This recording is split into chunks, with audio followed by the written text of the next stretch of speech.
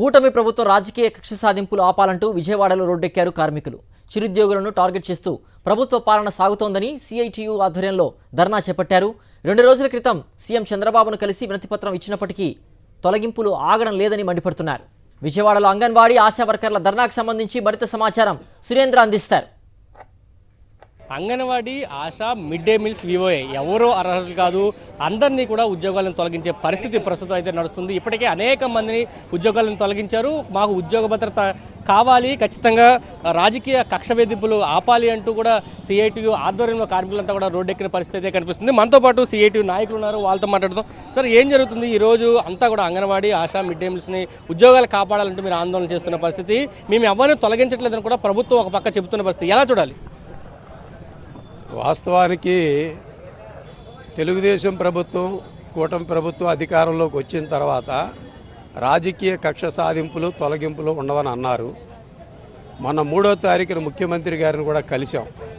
అయ్యా, మీరు ఈ రకంగా హామీ ఇచ్చారు, కానీ ఆచరణలో వచ్చేటప్పటికి చిరుద్యోగుల్ని తొలగించేటటువంటి కార్యక్రమం కింద స్థాయిలో జరుగుతుంది. ఇది మీ దృష్టికి వచ్చిందో రాలేదో తెలియదు, కానీ వెంటనే దీన్ని ఆపాలని వారిని అడిగాం. వెంటనే దాన్ని మేము ఆపుతామని అన్నారు.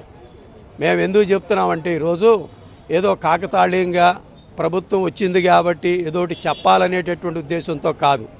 అనంతపురంలో ఉన్నారు మధ్యాహ్న భోజన కార్మికులు, వాళ్ళంతా కలిపితే ఏంటంటే నెలకి ఇచ్చేది 3,000 రూపాయలు. 2,300 మందిని మొత్తం ఏంటంటే వాళ్ళని ఆపేశారు. కారణం ఏం చెప్తున్నారంటే, స్థానికులు ఇప్పుడు దాకా కూడా మీరు ఉద్యోగం చేశారు కదా, ఇప్పుడు మేము అధికారంలోకి వచ్చాం కదా, మా వాళ్ళు మేము పెట్టుకుంటాం. అదే రకంగా నరసరావుపేటలో మున్సిపల్ ఉద్యోగులు 52 మందిని మొత్తం ఏంటంటే స్థానిక ఎమ్మెల్యే గారు చెప్పారని పేరు ఎమ్మెల్యేది ఉపయోగిస్తున్నారు. మరి నిజంగా ఆయన చెప్పాడో లేదో మాకైతే తెలియదు, కానీ అక్కడ అధికారులు మాత్రం 52 మంది మున్సిపల్ కార్మికుల్ని అక్కడ ఆపేశారు. ఇంకొక ఎగ్జాంపుల్ చెప్పాలంటే, శ్రీకాకుళం జిల్లా సంతబొమ్మాళిలో గద్దెలపాడు గ్రామంలో అంగన్వాడీ వర్కరు, ఆమెకి ఉద్యోగం అనేటటువంటిది నువ్వు ఉంచుకుంటావా, ఉంచుకునేట్టయితే ఏంటంటే మేము బహిరంగ వేలం పెడుతున్నాము. ఆ బహిరంగ వేలంలో ఆమె ఉద్యోగం ఆమె కాపాడుకోవడానికి 1,50,000 రూపాయలు పాడుకోవాల్సిన పరిస్థితి వచ్చింది. మేము ఈ కొన్ని ఉదాహరణలు మాత్రమే చెప్తుంది. ఇప్పుడు అనేక చోట్ల తూర్పుగోదావరి జిల్లాలో ఉంది. తూర్పుగోదావరి జిల్లా కలెక్టర్ గారు ప్రతిరోజు ఏంటంటే వారింట్లో 2 అంగన్వాడీ వర్కర్స్ని, ఆయాల్ని వాళ్ళ ఇంట్లో ఏంటంటే పనికి పంపించాలట. అది మొత్తం ఒక్కొక్క ప్రాంతానికి వాళ్ళు వాటాలు వేస్తారు. ఇది ఇక్కడే కాదు, ఇంకా కొన్ని చోట్ల కూడా ఉందని తెలుస్తుంది మాకు. చెప్పండి, ఎక్కువ మంది మహిళలే ఉద్యోగాలు చేస్తున్నారు అంగన్వాడీ కానీ ఆశా కానీ. ఎన్టీఆర్ జిల్లాలో కూడా అటువంటి సంఘటనలు ఏమైనా జరిగాయి? ఎక్కడైనా ఉద్యోగులను తొలగించడానికి జరిగాయి? ఇక మా పార్టీ అధికారంలోకి వచ్చింది కాబట్టి మిమ్మల్ని తీసేస్తున్నామని చెప్తున్నారు. మిడ్ డే మీల్స్ అదే పరిస్థితి, వివోఏలు అదే పరిస్థితి. మేమేం అడుగుతున్నామంటే, మేము ఉద్యోగం చేయడానికి మాత్రమే వచ్చాము, మాకు ఆ రాజకీయాలతో వాటితో సంబంధం లేదు. మేము ఎలక్షన్లలో కూడా ఎక్కడా కూడా ప్రచారాలు చేయలేదు, జెండాలు పట్టుకొని తిరగలేదు. కాబట్టి ఏంటంటే, ఈరోజు ప్రభుత్వము వంకలు చెప్పి మమ్మల్ని గనక తొలగించాలి అని చూస్తే, ఈ ప్రభుత్వం వచ్చే 2 నెలలు అవ్వకముందే ఈరోజు మళ్ళీ ధర్నాల పేరుతో రోడ్డు మీదకి వచ్చాము.